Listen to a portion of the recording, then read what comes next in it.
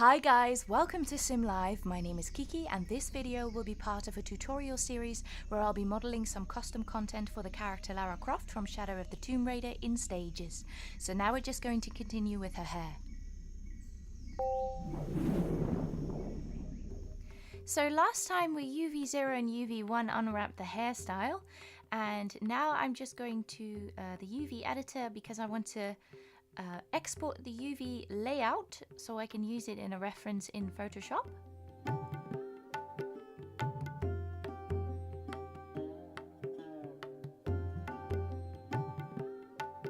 And then I can close Blender and open Photoshop.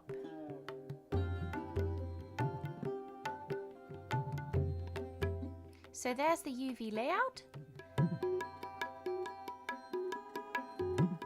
And then that is my, what is that called again? Dirty vertex map, which I fixed because as you saw in the previous video, there were some artifacts on there because some of the UV map has parts of the UV map overlaid, but I fixed it all with the smudge tool. So here you can see the cavity map without artifacts. Now I'm just gonna select a brown color, but I'm actually going to import Lara's hair for it, so just so I can eyedrop tool the color because I wasn't quite happy with the color. So here, I'm just giving it the new eyedropped color, and the cavity map is an overlay over the color, which is why you have instant shadows. It's amazing. So this is the diffuse that we're creating at the moment, and then I was like, oh, but I need strands of hair and I didn't want to steal texture online.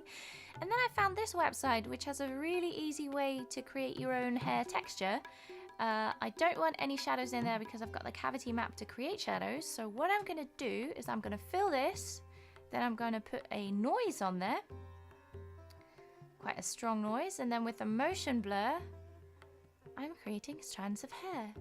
It's amazing. Now because it's a motion blur, I have actually it's got quite an opacity to it, so I'm just going to copy that layer a couple of times to make sure that it's a bit less opaque. No, that's not the word, but it's got a stronger opacity. Basically, it doesn't need to be completely because I'm going to decrease the opacity later on anyway. And now what I'm doing is I'm taking bits of that strands of hair texture that I've just created, and I'm warping it to sort of follow the shape of my UV layout. And basically those lines correspond very well to the direction that the hair is flowing in. Just because of the nature and the way that I've unwrapped it, you saw me create seams along the natural flow of the hair, which makes it a bit easier now, so I can just follow that as a guide. I'm just speeding this forwards because otherwise it's the same process for every lock of hair basically. Yeah, and I guess my UV layout does pretty much correspond to locks of hair because I almost in a way unwrapped it per lock.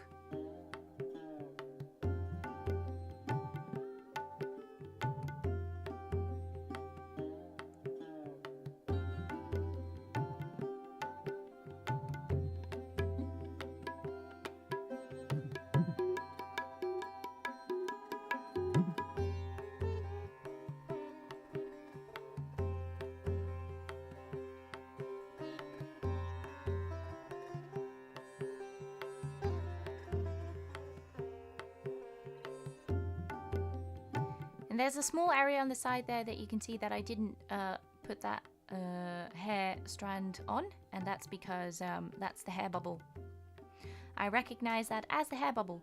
So now we've got individual strands of hair on top of our shadows and color. And that is the thing that I'm giving color right now, is the inside. So the hairline connects inside the head, and that is what that is. That is EA that has put that there, that's not me. That came with the hairline. So now I'm just coloring the hairline in, coloring it in, creating strands of hair to create the hairline basically. And then I'm going to use the smudge tool later on just to give that a bit more of a natural flow to it. I initially thought I only had to do the top here because the rest has hair covering it, but I end up doing a hairline along the entire hairline UV layout there. And this UV layout that you'll see right here is the back of the neck.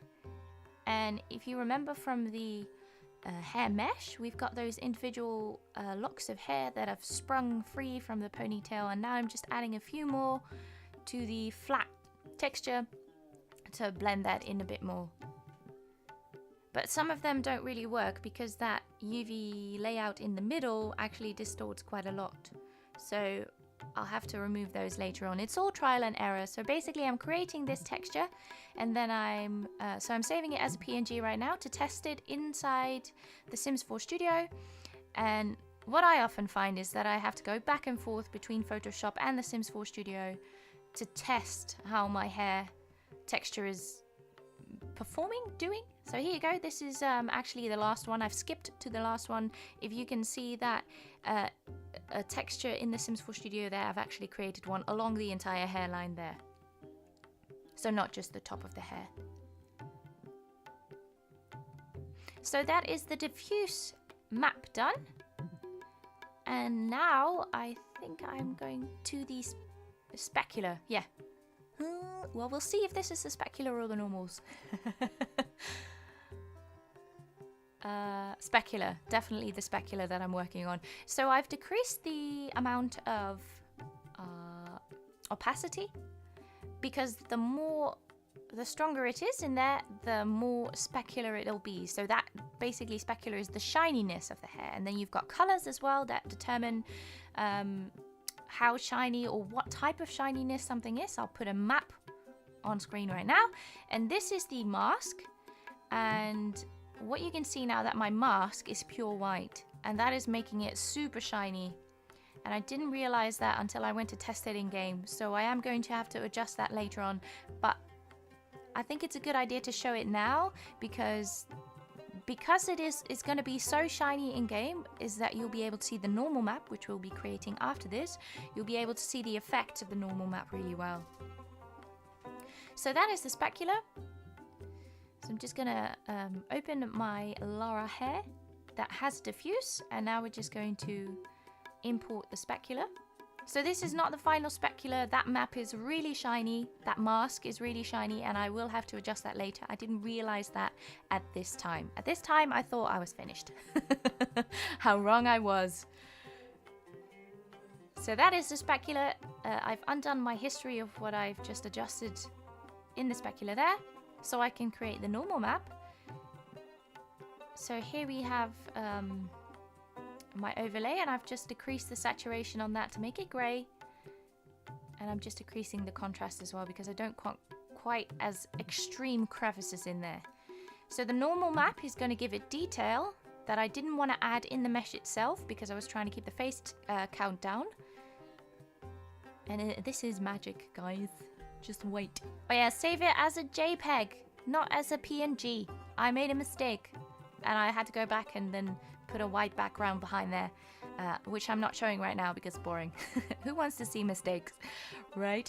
So now I'm going to open this nifty little website online, which, by the way, makes your computer lag a lot, or it is doing for mine for some reason, so don't be shocked when that happens. It is annoying, but obviously it's doing a lot of calculating. Then I'm inverting the height of it, and I'm downloading this map. Isn't that amazing that they've got a free website for that? And here we go. Then I'm just going to copy the red channel in the channels tab over the alpha, and then the green over the blue and the red. And then I'm saving that as a DDS file. And that is our bump map.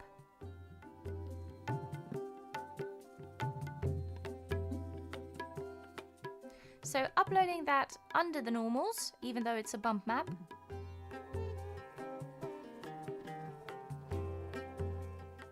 And here we got our testing it inside the Sims game itself, so you can see it's really shiny. It's like a hair's wet, but you can really see the individual lines of hair that we just created in the normal map.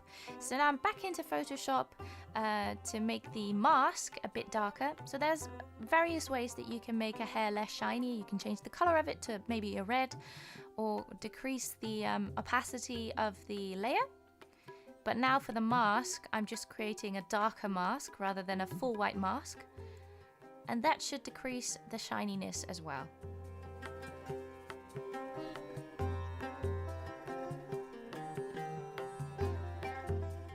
And then we'll just test that in-game. As you can see now that it's definitely a lot less shiny than before. Before it's like she came out of the water and her hair was wet.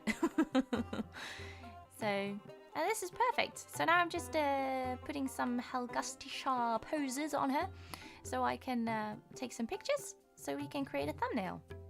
I like this one, so we're going with that one. And I don't actually know the size that a thumbnail needs to be, so I'm just going to open my package again so I can export the current thumbnail. And drop that into Photoshop. And then I'm just going to drop my picture, or a selection of it, over that. Boop. And now I just need to adjust the size of it.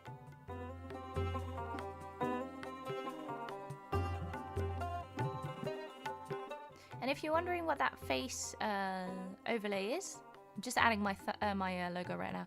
That face overlay is actually the one that I created for my Star Wars Emilia Clarke character.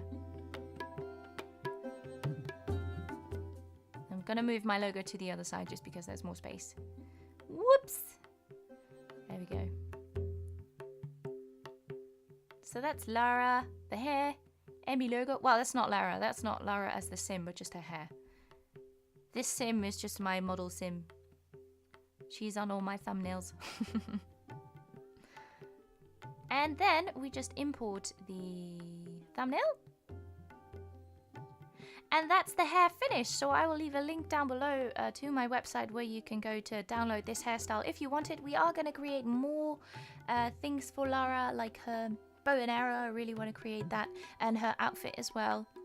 So the next video will actually be about her skin, creating a skin overlay, and I've got some really cool ideas for like scar scratches, jaguar attacks, and blah blah blah. So that'll be fun. So thank you so very much for watching this video. I hope you return for the rest of the series. Have a lovely day, see you later, and bye bye.